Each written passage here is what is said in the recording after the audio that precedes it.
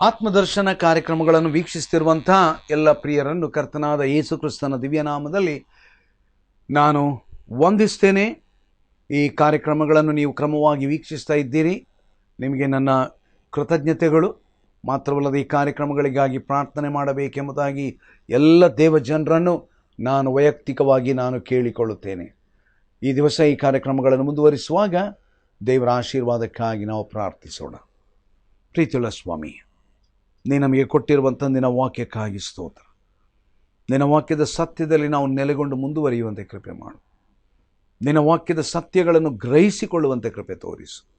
ನಮಗೆ ಬೇಕಾದಂತೆಲ್ಲ ಸಹಾಯವನ್ನು ಅನುಗ್ರಹಿಸು ಕರ್ತನೆ. ನಾವು ಈ ದಿವಸದಲ್ಲಿ ನಿನ್ನ ವಾಕ್ಯವನ್ನು ಅಧ್ಯಯನ ಮಾಡುವಾಗ ಪವಿತ್ರಾತ್ಮನ ವಿಶೇಷವಾದ ಸಹಾಯವನ್ನು ಅನುಗ್ರಹಿಸಿಕೊಟ್ಟು ನಡೆಸು.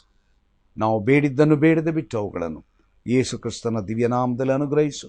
ನಿನ್ನ ನಾಮಕ್ಕೆ ನಿತ್ಯ ಕಾಲಕ್ಕೆ ಸ್ತೋತ್ರ ಉಂಟಾಗಲಿ ಕರ್ತನೆ. ಆಮೇಲೆ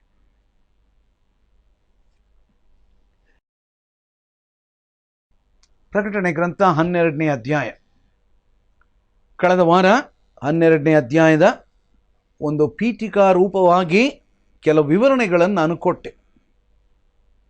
first of all, I told you the 12th chapter, it talks about the purposes of hell, and in particular we see Satan's ruling passion. ಸೈತಾನನು ಯಾವ ರೀತಿಯಲ್ಲಿ ತಾನು ಸರ್ವಾಧಿಕಾರಿಯಾಗಿ ಆಳಬೇಕೆಂಬುದಾಗಿ ನಿರ್ಧಾರ ಮಾಡಿದ್ದಾನೆ ಎಂಬಂಥ ಗುಟ್ಟನ್ನು ದೇವರು ಹೊರಗಡೆ ಹೊತ್ತಾ ಇದ್ದಾನೆ 12ನೇ ಅಧ್ಯಾಯದ.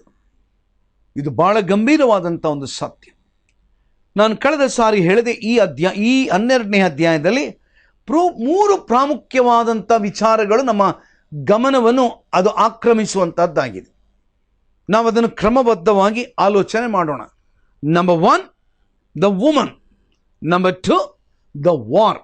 ನಂಬರ್ 3, ದ ವೂ, ಸಂಕಟ.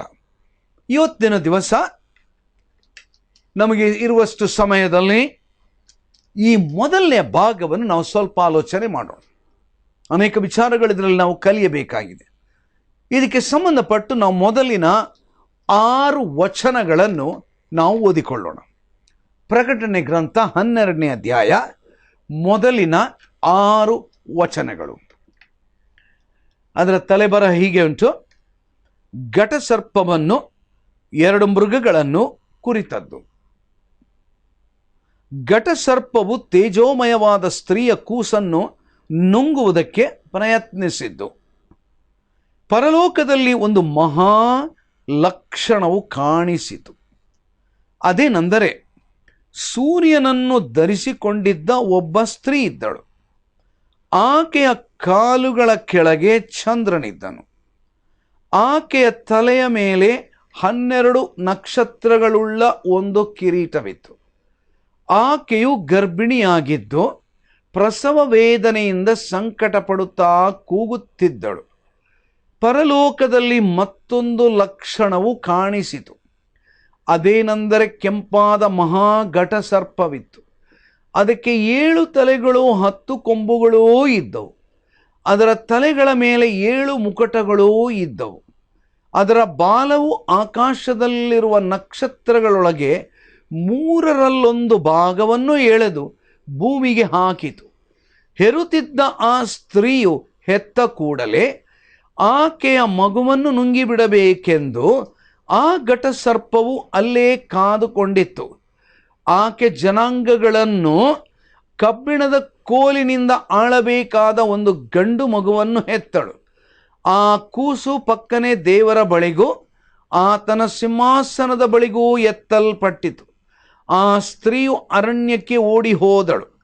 ಅಲ್ಲಿ ಆಕೆಗೆ 1260 ದಿನಗಳವರೆಗೆ ಪೋಷಣೆಯಾಗಬೇಕೆಂದು ದೇವರು ಸ್ಥಳವನ್ನು ಸಿದ್ಧ ಮಾಡಿದ್ದನು ಎಂಬುದಾಗಿ.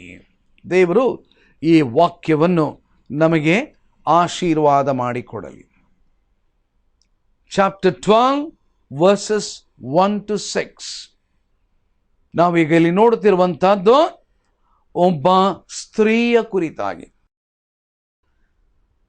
Now the Holy Spirit warns us that he is about to describe a great wonder or sign from which we gather that what is actually seen is symbolic. It is a sign of something else. ದೇವರ ಪರಿಶುದ್ಧಾತ್ಮನು ಆತನು ನಮಗೆ ಒಂದು ಎಚ್ಚರಿಕೆಯನ್ನು ಕೊಡುತ್ತಾನೆ. ಏನದು? ಆತನು ನಮ್ಮ ಮುಂದೆ ಒಂದು ಮಹಾ ಅದ್ಭುತ, ಒಂದು ಸೂಚಕ ಕಾರ್ಯ, ಅದನ್ನು ನಮ್ಮ ಮುಂದಕ್ಕೆ ಆತನು ತರುವುದಕ್ಕಿದ್ದಾನೆ. And from which we gather what is actually seen is symbolic. ಅದೊಂದು ಸೂಚನಾತ್ಮಕವಾಗಿ ಇರತಕ್ಕಂಥದ್ದು. It is a sign of something else. ಯಾವುದೋ ಇನ್ನೊಂದರ ವಿಚಾರವಾದಂಥ ಒಂದು ಸೂಚನೆ ಅದಾಗಿದೆ. ನಾನು ಯಾಕೆ ಇದನ್ನು ಹೇಳ್ತಾ ಇದ್ದೇನಂತ ಹೇಳಿದ್ರೆ, now there are several people who have given the interpretations. ಅನೇಕರು ಇದರ ಕುರಿತು ವ್ಯಾಖ್ಯಾನ ಮಾಡಿದ್ದಾರೆ. See, the interpretations which take the woman to be the Virgin Mary lead us, into difficulty. ಅನೇಕರು ಈ ಸ್ತ್ರೀ ಅದು ಮರಿಯಳು, ಪರಿಶುದ್ಧ ಕನ್ನಿಕೆಯಾದಂಥ ಮರಿಯಳು ಎಂಬುದಾಗಿ ಹೇಳಿದ್ದಾರೆ. ಆದರೆ ಅದರಲ್ಲಿ ಅನೇಕ ಸಮಸ್ಯೆಗಳು ನಮಗೆ ಬರ್ತದೆ. Now interpretations which view the woman as the church now cannot be correct either. ಇನ್ನು ಕೆಲವರು ಈ ಸ್ತ್ರೀ ಅದನ್ನು ಕ್ರೈಸ್ತ ಸಭೆಗೆ ಅದನ್ನು ಹೋಲಿಸಿದ್ದಾರೆ. ಅದು ಕೂಡ ಅದೊಂದು ಸರಿಯಾದಂಥ ವಿವರಣೆಯಾಗಿ ಕಂಡು ಬರುವುದಿಲ್ಲ. ಯಾಕೆಂತ ಕೇಳಬಹುದು. The church did not bring God's son into the world. He had come and gone before ever the church was born. ನೋಡ್ರಿ, ಈ ಒಂದು ಸ್ತ್ರೀಯನ್ನು ನಾವು ಸಭೆಗೆ ಹೋಲಿಸಿದರೆ ಅದು ಸರಿಯಾಗುವುದಿಲ್ಲ ಅಂತೇಳಿ ನಾನು ಪ್ರತಿಪಾದಿಸುತ್ತೇನೆ. ಯಾಕಂತ ಹೇಳಿದರೆ, now try to remember one thing. The Lord Jesus Christ has come and gone up. ಯೇಸು ಕ್ರಿಸ್ತನು ಆತನು ಈ ಲೋಕಕ್ಕೆ ಬಂದನು ಮತ್ತು ಮೇಲಕ್ಕೆ ಆತನು ಹೋದನು. ಅದಾದ ನಂತರ ಸಭೆ ಸ್ಥಾಪನೆಯಾಯಿತು. He had come and gone before ever the church was born. ಸಭೆ ಹುಟ್ಟುವುದಕ್ಕಿಂತ ಮುಂಚೆ ಯೇಸು ಕ್ರಿಸ್ತನು ಈ ಲೋಕದಲ್ಲಿ ಇದ್ದನು. ಸಭೆ ಬಂದ ನಂತರ ಯೇಸು ಕ್ರಿಸ್ತನು ಈ ಲೋಕಕ್ಕೆ ಬಂದದ್ದು ಅಲ್ಲ. So to interpret that woman as the church also run into practical problems. ಪ್ರಾಯೋಗಿಕವಾದಂಥ ಸಮಸ್ಯೆಗಳು ನಮಗೆ ಎದುರಾಗುವಂಥದ್ದಾಗಿದೆ. Now 3 things concern us about the woman. ಈ ಸ್ತ್ರೀಯ ಕುರಿತಾಗಿ ನಾವು ನೋಡುವಾಗ 3 ವಿಚಾರಗಳು ಅದನ್ನು ನಾವು ಬಹಳ ಸೂಕ್ಷ್ಮವಾಗಿ ನಾವು ಗಮನಿಸಬಹುದು. Now there is the prophetic significance of the woman. ಈ ಸ್ತ್ರೀಯ ಕುರಿತಾಗಿ ನಾವು ನೋಡುವಾಗ ಅದರಲ್ಲಿ ಒಂದು ಪ್ರವಾದನಾತ್ಮಕವಾದಂಥ ಹಿನ್ನೆಲೆಯನ್ನು ನಾವು ಗಮನಿಸಬಹುದು. She represents the nation of Israel. She represents the nation of Israel. Israel ದೇಶವನ್ನು ಈ ಸ್ತ್ರೀ ಆಕೆ ಪ್ರತಿನಿಧೀಕರಿಸುವವಳಾಗಿದ್ದಾಳೆ. It's a fact which becomes increasingly clear as the chapter unfolds. ಈ ಅಧ್ಯಾಯ ನಾವು ಅದನ್ನು ನಿಧಾನವಾಗಿ ವಚನಗಳಾಗಿ ವಿವರಣೆ ಮಾಡುತ್ತಾ ಬರುವಾಗ ಅದು ನಮಗೆ ಇನ್ನೂ ಸ್ಪಷ್ಟವಾಗಿ ಅದು ನಮಗೆ ಕಂಡು ಬರುತ್ತದೆ. He says, and there appeared a great wonder in heaven. ಪರಲೋಕದಲ್ಲಿ ಒಂದು ಮಹಾ ಲಕ್ಷಣವು ಕಾಣಿಸಿತು. A woman clothed with the sun and the moon under the feet, and upon her head a crown of 12 stars. ಸೂರ್ಯನನ್ನು ಧರಿಸಿಕೊಂಡಿದ್ದ ಒಬ್ಬ ಸ್ತ್ರೀ ಇದ್ದಳು. ಆಕೆಯ ಕಾಲುಗಳ ಕೆಳಗೆ ಚಂದ್ರನಿದ್ದನು. ಆಕೆಯ ತಲೆಯ ಮೇಲೆ 12 ನಕ್ಷತ್ರಗಳುಳ್ಳ ಒಂದು ಕಿರೀಟವಿತ್ತು. ನಾನು ಮೊದಲು ಹೇಳಿದೆ, ಮರಿಬೇಡ್ರಿ, ಈ ಒಂದು ಭಾಗದ ವಿವರಣೆ ಅದೊಂದು ಸಾಂಕೇತಿಕವಾದಂಥ ವಿವರಣಾತ್ಮಕವಾಗಿ ಯಾವುದೋ ಒಂದನ್ನು ವಿವರಿಸುವಂತಹದ್ದಾಗಿದೆ. Now this takes us back to the story of Joseph in Genesis 37. ಆದಿಕಾಂಡ 37ನೇ ಅಧ್ಯಾಯಕ್ಕೆ ನಾವು ಬರುವಾಗ ಯೋಸೇಫನ ಕತೆಗೆ ನಮ್ಮ ಗಮನ ಅದು ಹಿಂದಕ್ಕೆ ಹೋಗ್ತದೆ. The only scripture which bears any correspondence with this sign, ಈ ಒಂದು ಸೂಚನೆಗೆ ಸರಿಹೋಲತಕ್ಕಂಥ ಯಾವುದೇ ಒಂದು ದೇವರ ವಾಕ್ಯ ಸತ್ಯವೇದದಲ್ಲಿ ಇದ್ದರೆ, that is the book of Genesis chapter 37.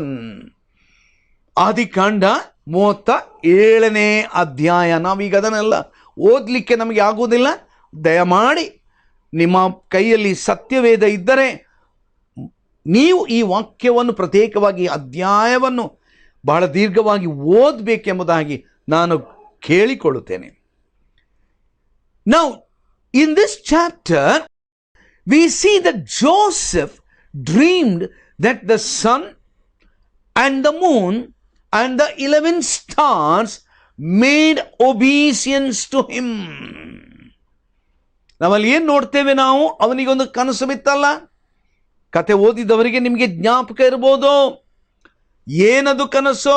ಆ ಕನಸಿನಲ್ಲಿ ಸೂರ್ಯ, ಚಂದ್ರ, ಆ ನಕ್ಷತ್ರಗಳು ಆತನಿಗೆ ಅಡ್ಡ ಬಿದ್ದು ನಮಸ್ಕರಿಸಿತಂತೆ. He understood from this that his parents and his brethren would bow down to him. ಯೋಸೇಫನ ಇದರ ಮೂಲಕವಾಗಿ ಚೆನ್ನಾಗಿ ತಿಳ್ಕೊಂಡ. ಏನನ್ನು ತಿಳ್ಕೊಂಡ? ಏನು ತಿಳ್ಕೊಂಡ? ತನ್ನ ತಂದೆ ತಾಯಿಗಳು, ನನ್ನ 11 ಸಹೋದರರು, ಅವರು ನನ್ನ ಮುಂದಕ್ಕೆ ಅಡ್ಡ ಬೀಳುವಂತ ಒಂದು ದಿನ ಉಂಟು. His dream was a revelation from God. ದೇವರು ಆತನಿಗೆ ಒಂದು ಕನಸಿನಲ್ಲಿ ಆ ಒಂದು ಪ್ರಕಟಣೆಯನ್ನು ಆತನಿಗೆ ಕೊಟ್ಟ. What was that revelation? That was a revelation from God that Israel would be preserved through him. ಇಸ್ರಾಯೇಲ್ಯರನ್ನು ದೇವರು ಯೋಸೇಫನ ಮೂಲಕವಾಗಿ ರಕ್ಷಿಸುವುದಕ್ಕೆ ಇದ್ದಾನೆ ಎಂಬುದಾಗಿ. Now this chapter in Revelation gives us a glimpse of the glorious dignity which in God's thinking clothes the nation of Israel. ದೇವರ ದೃಷ್ಟಿಯಲ್ಲಿ ದೇವರು ತಾನು ಆದುಕೊಂಡಂತ ಇಸ್ರಾಯೇಲ್ಯರನ್ನು ಸಂರಕ್ಷಿಸುವಂತ ಒಂದು ಚಿತ್ರವು ನಮ್ಮ ಮುಂದೆ ಇಡಲ್ಪಟ್ಟದ್ದಾಗಿದೆ. The nation has failed repeatedly through the ages. ನಾವು ಹಳೆ ಒಡಂಬಡಿಕೆಯ ಚರಿತ್ರೆ ತಕ್ಕೊಂಡು ಓದುವಾಗ, ದೇವರು ತಾನು ತನಗೋಸ್ಕರವಾಗಿ ಪ್ರತ್ಯೇಕ ಮಾಡಿದಂಥ ಆ ಇಸ್ರಾಯೇಲ್ ಜನಾಂಗ ಪದೇ ಪದೇ ದೇವರಿಗೆ ವಿರುದ್ಧವಾಗಿ ಪಾಪ ಮಾಡಿದರು. ದೇವರ ಅಪ್ಪಣೆಯನ್ನು ಅವರು ಕೈಕೊಳ್ಳಲಿಲ್ಲ. They failed miserably. Israel, but we remember, belongs to God. Israel ದೇಶವು ದೇವರಿಗೆ ಸೇರಿದಂತಹ ದೇಶ. Its glory belongs to the Lord. Therefore, the glory of the heavens, ಆದುದರಿಂದ ಪರಲೋಕದ ಆ ಮಹಿಮೆಯು ಅದು ದೇವರಿಗೆ ಸೇರಿದ್ದು. Now for this reason Abraham's seed is likened to the stars. ನೋಡ್ರಿ, ಆದಿಕಾಂಡ 15ನೇ ಅಧ್ಯಾಯ 5ನೇ ವಚನವನ್ನು ನಾವು ನೋಡುವಾಗ ದೇವರು ಅಬ್ರಹಾಮನಿಗೆ ಹೇಳ್ತಾನೆ, ನಿನ್ನ ಸಂತಾನವನ್ನು ನಕ್ಷತ್ರಗಳ ಹಾಗೆ ನಾನು ಅಭಿವೃದ್ಧಿ ಮಾಡುತ್ತೇನೆ. No wonder, Satan hates this people called the people of God or the nation of Israel.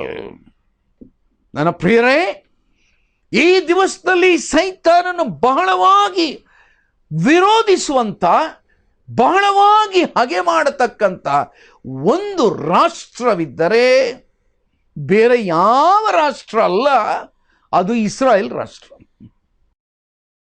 ನೋಡ್ರಿ, 1948 ವಿಸವಿಯವರೆಗೆ ಯಹೂದ್ಯರು ಲೋಕದಾದ್ಯಂತ ಚದರಿ ಹೋಗಿದ್ದರು. ಕ್ರಿಸ್ತ ಶಕ 70ರಲ್ಲಿ ಚದರಿ ಹೋದಂಥ ಇಸ್ರಾಯೇಲ್ಯರನ್ನು ದೇವರು 1948 ಇಸ್ವಿಗೆ ಆತನು ಅವರ ರಾಜ್ಯಕ್ಕೆ ಕರ್ಕೊಂಡು ಬಂದ. ಅಂದಿನಿಂದ ದೇವರು ಅವರಿಗೆ ತಾನಾಗಿ ತನ್ನ ವಾಕ್ಯದಲ್ಲಿ ಕೊಟ್ಟಂತ ಮೇರೆ, ಅದು ದೇವರು ಅವರಿಗೆ ಕೊಟ್ಟದ್ದು. ದೇವರು ಹೇಳಿದ್ದು, ನಾನು ಈ ಮೇರೆಯನ್ನು ನಾನು ಕೊಟ್ಟಿದ್ದೇನೆ ಹಳೆ ಒಡಂಬಡಿಕೆಯಲ್ಲಿ. ದೇವರು ಇಸ್ರಾಯೇಲ್ ಜನರಿಗೆ ಒಂದು ಮೇರೆಯನ್ನು ಕೊಟ್ಟಿದ್ದಾನೆ. ಈ ಮೇರೆಯನ್ನು ದೇವರು ಹೇಳಿದ್ದು ಇಸ್ರಾಯೇಲ್ ಜನರಿಗೆ, ಇದು ನಿಮಗೆ ಸೇರಿದ್ದು. ಬೇರೆ ಯಾರಾದರೂ ಇದನ್ನು ಆಕ್ರಮಣ ಮಾಡಿದರೆ ನಾನು ಅವರನ್ನು ಸದೆಬಡಿಯುತ್ತೇನೆ. ಆ ದೇಶವು ಅವರು ನಿಮ್ಮ ಮುಂದೆ ಉದ್ಧಾರವಾಗುವುದಿಲ್ಲ. ನಿಮ್ಮ ವಿರುದ್ಧವಾಗಿ ಕಾರ್ಯಾಚರಣೆ ಮಾಡುವಂಥವರು ಅವರು ಎಂದಿಗೂ ವೃದ್ಧಿ ಆಗುವುದಿಲ್ಲ. O the nation of Israel, I love you because you are my nation. ನೀವು ನನ್ನ ಪ್ರಿಯರಾದಂಥ ಜನಾಂಗವಾಗಿದ್ದೀರಿ. ಓಹ್, that's why Satan hates the nation of Israel. Israel ದೇಶವನ್ನು ಸೈತಾನನು ಬಹಳವಾಗಿ ಹಾಗೆ ಮಾಡುತ್ತಾನೆ. She reminds him of all that once was his and of the heights from which he fell. ಹೇ ಸೈತಾನನೇ, ನೀನು ಎಲ್ಲಿದ್ದಪ್ಪ? ದೇವರ ಆಸ್ಥಾನದಲ್ಲಿ ನೀನಿದ್ದೆ. ಒಂದು ಕಾಲದಲ್ಲಿ ದೇವರ ಆಸ್ಥಾನದಲ್ಲಿದ್ದಂಥ ಲೂಸಿಫರನೇ, ಸಂಗೀತಗಾರನೇ. ಲೂಸಿಫರ್ನ ಯಾರು ಗೊತ್ತಾ? ಬಹಳ ಸುಂದರವಾದಂಥ ದೇವದೂತನು. ಲೂಸಿಫರ್ನ ಯಾರು ಗೊತ್ತಾ? ಬಹಳ ಸುಂದರವಾಗಿ ಸಂಗೀತ ಹಾಡುವಂಥ ಸಂಗೀತಗಾರನು. He was an expert musician and a singer. ನನಗನ್ನಿಸ್ತದೆ, ಆದ್ದರಿಂದ the devil has snatched away the best music, the best singers for his own fold. ಅತ್ಯುತ್ತಮವಾದಂಥ ಸಂಗೀತಗಾರರು ಅವರಿಗೆ ದೇವರಿಗೆ ಸಂಗೀತ ಹಾಡುವ ಬದಲು ತನಗೆ ಸಂಗೀತ ಹಾಡುವಂತ ಆರಿಸಿಕೊಳ್ತಾ ಇದ್ದಾನೆ. No wonder people have fallen a prey for the musical world. ಸಂಗೀತ ಲೋಕ ಈ ದಿವಸದಲ್ಲಿ ಲೋಕವನ್ನು ಆಳ್ವಿಕೆ ಮಾಡ್ತಾ ಉಂಟು. All of us, we love music, right? ಸಂಗೀತವನ್ನು ಪ್ರೀತಿ ಮಾಡದವರು ಯಾರಾದರೂ ಇದ್ದೇವ? ನಾವು ಎಲ್ಲರೂ ನಾವು ಪ್ರೀತಿಸ್ತೇವೆ. We all love music. I love music. I love to listen to a good music, a good rendering. ಉತ್ತಮವಾಗಿ ಹಾಡುವಂಥವರು. ನನ್ನ ಪ್ರಿಯರೇ, ಸೈತಾನನು ಸಂಗೀತದ ಮೂಲಕವಾಗಿ ತಾನು ದೇವರ ಮೇಲೆ ಆಗ್ಬೇಕಂತ ಲೆಕ್ಕ ಹಾಕಿದ. ನನ್ನ ಪ್ರಿಯರ, ಒಂದು ಶೋಧನೆ ಈ ದಿವಸದಲ್ಲಿ. There is a temptation for all the singers. They want to climb beyond God. ದೇವರಿಗಿಂತ ಮೇಲಕ್ಕೆ ನಾನು ಆ ಸ್ಥಾನವನ್ನು ಆಕ್ರಮಣ ಮಾಡಿಕೊಳ್ಳುವುದು. ನನ್ನನ್ನು ಲೋಕವು ಗೌರವಿಸಬೇಕು. I am the super great hero, the great singer, the great instrumentalist. The devil was the great instrumentalist and a great singer. But the sad thing that the devil fell down from that top level. ಪರಲೋಕದಿಂದ ಆತನು ಕೆಳಗೆ ದಬ್ಬಲ್ಪಟ್ಟನು. ಅಯ್ಯಯ್ಯೋ, ಅವನಿಗೀಗ ಸಹಿಸಲಿಕ್ಕೆ ಆಗೋದಿಲ್ಲ. ಯಾವ ಪರಲೋಕದಲ್ಲಿ ದೇವರ ಸ್ಥಾನದಲ್ಲಿದ್ದಂಥ ಈ ಸೈತಾನನು ದೇವರ ಕಡುವೈರಿಯಾಗಿ ಈ ಲೋಕದಲ್ಲಿ ದೇವರು ಆತನಿಗೆ ಕೊಟ್ಟಂತ ಎಲ್ಲ ತಲಾಂತುಗಳನ್ನು ತನ್ನ ಹಿಂಬಾಲಕರಿಗೆ ಕೊಟ್ಟು ಆತನು ತನ್ನ ಕಡೆಗೆ ಅವರನ್ನು ಆಕರ್ಷಿಸಿ ಅವರನ್ನು ಉಪಯೋಗಿಸ್ತಾ ಇದ್ದಾನೆ. Now here is a warning for all the music lovers. If our music is not going to glorify God, it's a very dangerous thing. However great you are, however the wonderful musician that we may be, ನಾವು ಎಷ್ಟೇ ಶ್ರೇಷ್ಠರಾದಂಥ ಸಂಗೀತಗಾರರಾಗಿರಲಿ, let us honour god. ದೇವರನ್ನು ನಾವು ಘನಪಡಿಸೋಣ. Now John draws our attention to the glorious destiny that was Israel's. ಇಸ್ರಾಯೇಲ್ಯರ ಮುಂದಿನ ಚರಿತ್ರೆ, ಮುಂದಕ್ಕೆ ಏನಾಗುತ್ತದೆ ಎಂಬುದರ ಬಗ್ಗೆ ಯೋಹಾನನು ತನ್ನ ಗಮನವನ್ನು ತಗೊಂಡು ಬರ್ತಾನೆ. He says of the woman that she being with child cried, travailing in birth and pain to be delivered. ವಾಕ್ಯ ಏನು ಹೇಳ್ತಾ ಉಂಟು? ಅದೇನೆಂದರೆ, ಸೂರ್ಯನನ್ನು ಧರಿಸಿಕೊಂಡಿದ್ದೊಬ್ಬ ಸ್ತ್ರೀ ಇದ್ದಳು. ಆಕೆಯ ಕಾಲುಗಳ ಕೆಳಗೆ ಚಂದ್ರನಿದ್ದನು. ಅರ್ಥ ಆಯ್ತು ನಮಗೀಗ. ಆಕೆಯ ತಲೆಯ ಮೇಲೆ 12 ನಕ್ಷತ್ರಗಳುಳ್ಳ ಕಿರೀಟ ಇತ್ತು. ಅರ್ಥ ಆಯಿತು. ಆಕೆಯು ಗರ್ಭಿಣಿಯಾಗಿತ್ತು. ಪ್ರಸವ ವೇದನೆಯಿಂದ ಸಂಕಟ ಪಡುತ್ತಾ ಕೂಗುತ್ತಿದ್ದಳು. Now this takes us back even further in the book of Genesis to chapter 3. ಆದಿಕಾಂಡ 3ನೇ ಅಧ್ಯಾಯಕ್ಕೆ ನಮ್ಮ ಗಮನವನ್ನು ನಾವು ಅದನ್ನು ತಿರುಗಿಸಬೇಕು. To the great promise and prophecy of the scripture. The promise that the seed of the woman would crush the serpent's head.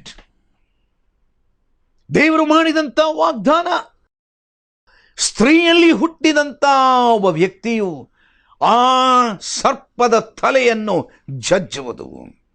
The promised seed, the seed of course was to come through Israel. ಪರತಕ್ಕವನು ಯಾರ ಮೂಲಕವಾಗಿ ಬರಬೇಕು ರೀ? ವಾಕ್ಯ ಏನು ಹೇಳ್ತದೆ? ಇಸ್ರಾಯೇಲ್ಯರ ಮೂಲಕ ಬರಬೇಕು. As later scripture makes it very plain. That was the great hope of the nation. ಇಸ್ರಾಯೇಲ್ಯರಿಗಿದ್ದಂಥ ಒಂದು ದೊಡ್ಡ ನಿರೀಕ್ಷೆ, ಮೆಸ್ಸಿಯನು ಬರುತ್ತಾನೆ, ಮೆಸ್ಸಿಯನು ಬರುತ್ತಾನೆ, ಮೆಸ್ಸಿಯನು ಬರುತ್ತಾನೆ. The ringing theme of the prophets, Messiah is coming, Messiah is coming. The grand climax towards which all else pointed. Every devout Jewish mother hoped that through her would come that seed. ನೋಡ್ರಿ, ಯಹೂದ್ಯರಲ್ಲಿರುವಂಥ ಪ್ರತಿಯೊಬ್ಬ ಸ್ತ್ರೀ ಆಲೋಚನೆ ಮಾಡ್ತಾಳಂತೆ, ಅಯ್ಯೋ ತನ್ನ ಹೊಟ್ಟೆಯಲ್ಲಿ ಹುಟ್ಟಿ ಬರತಕ್ಕಂಥ ಆ ಮಗು ಈ ಒಂದು ಪ್ರಾಮುಖ್ಯ ಸ್ಥಾನಕ್ಕೆ ಬಂದರೆ ಎಷ್ಟು ಒಳ್ಳೆಯದು. ನನ್ನ ಪ್ರಿಯರೇ, but the sad thing is, what the Jewish people could not understand and accept when Jesus Christ came to this world, they never understood it. On the contrary, the nation of Israel rejected Jesus Christ. What a sad thing. ನನ್ನ ಪ್ರಿಯರು, ಇಲ್ಲಿಗೆ ಕತೆ ಮುಗಿಯಿತಾ? ನನ್ನ ಸಮಯ ಮುಗಿಯಿತು, ಆದರೆ ಕತೆ ಮುಗಿಯಲಿಲ್ಲ, ವಿವರಣೆ ಮುಗಿಯಲಿಲ್ಲ.